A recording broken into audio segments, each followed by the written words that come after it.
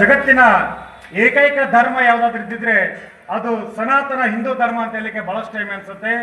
ಆದರೆ ಹಿನ್ನೆಲೆ ಇಟ್ಟುಕೊಂಡು ಸಾಹಿತ್ಯವನ್ನ ರಚನೆ ಮಾಡಿರ್ತಕ್ಕಂಥ ಭಾರತದ ಏಕೈಕ ಸಾಹಿತ್ಯ ಯಾರಾದ್ರೂ ಇದ್ದಿದ್ರೆ ಅದು ನಮ್ಮೆಲ್ಲರ ಅಚ್ಚುಮೆಚ್ಚಿನ ಸಾಹಿತಿಗಳಾಗಿರ್ತಕ್ಕಂಥ ಶ್ರೀತ ಎಸ್.ಎಲ್. ಭೈರಪ್ಪನವರು ಅಂತ ಹೇಳಲಿಕ್ಕೆ ಬಹಳಷ್ಟು ಎದೆ ಕಟ್ಕೊಂಡು ಹೆಮ್ಮೆಯಿಂದ ನಾವೆಲ್ಲರೂ ಕೂಡ ಹೇಳಬೇಕಾಗಿರ್ತಕ್ಕಂಥದ್ದು.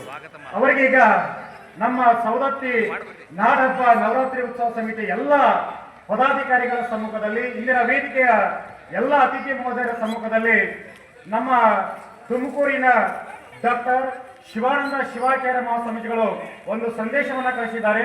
ಅವತ್ತು ಎಸ್.ಎಲ್. ಭೈರಪ್ಪನವರಿಗೆ ಒಂದು ವಿಶೇಷವಾಗಿರ್ತಕ್ಕಂಥ ನುಡಿ ನಮನವನ್ನ ನಾವೆಲ್ಲರೂ ಕೂಡ ಸಲ್ಲಿಸೋಣ ಅಂತಕ್ಕಂಥ ಭಾವದೊಂದಿಗೆ ಸಾರಸ್ವತ ಲೋಕದ ಅದ್ಭುತ ಮತ್ತು ಕರ್ನಾಟಕದ ಬಹುದೊಡ್ಡ ಸಾಹಿತ್ಯ ಪರ್ವ ಡಾಕ್ಟರ್ ಎಸ್.ಎಲ್. ಭೈರಪ್ಪನವರು ಇನ್ನೂ ದಿವಂಗತ.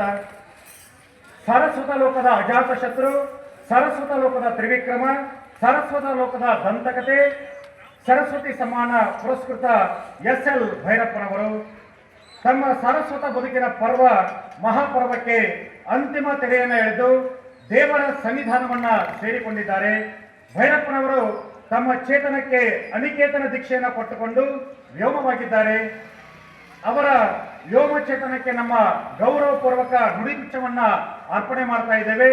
ಭೈರಪ್ಪನವರು ಮತ್ತೊಮ್ಮೆ ಹುಟ್ಟಿ ಬರಲಿ, ಅದು ಸಹ ನಮ್ಮ ಅತ್ಯಂತ ಪರಮ ಪುಣ್ಯ ಪಾವನ ಕ್ಷೇತ್ರವಾಗಿರ್ತಕ್ಕಂಥ ಕರ್ನಾಟಕದಲ್ಲಿ ಹುಟ್ಟಿ ಬರಲಿ ಅಂತಕ್ಕಂಥ ಆಶಯವನ್ನ, ದಿವ್ಯ ಸಂದೇಶವನ್ನ ತುಮಕೂರಿನ ಹಿರೇಮಠದ ಡಾಕ್ಟರ್ ಶ್ರೀ ಶಿವಾನಂದ ಶಿವಾಚಾರ್ಯ ಸ್ವಾಮೀಜಿಗಳು ಸಂದೇಶವನ್ನು ಕಳಿಸಿದ್ದಾರೆ.